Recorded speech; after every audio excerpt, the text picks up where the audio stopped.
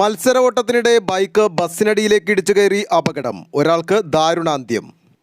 പെരുമ്പാവൂർ പട്ടിമറ്റം റോഡിൽ അല്ലപ്ര മാർബിൾ ജംഗ്ഷനിൽ ഉച്ചയ്ക്ക് 2 മണിയോടുകൂടിയാണ് അപകടം നടന്നത്. 2 ബൈക്കുകളിലായി യുവാക്കൾ മത്സരബുദ്ധിയോടെ ഓടിക്കുമ്പോഴാണ് അപകടമുണ്ടായത്.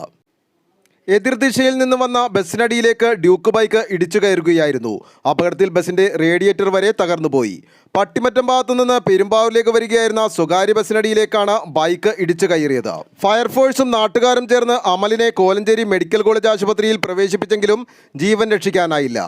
ആലുവ ലൈവ് ന്യൂസിനു വേണ്ടി സിദ്ദീഖ് കാരക്കാടിനൊപ്പം സനൂപ് കളമശ്ശേരി.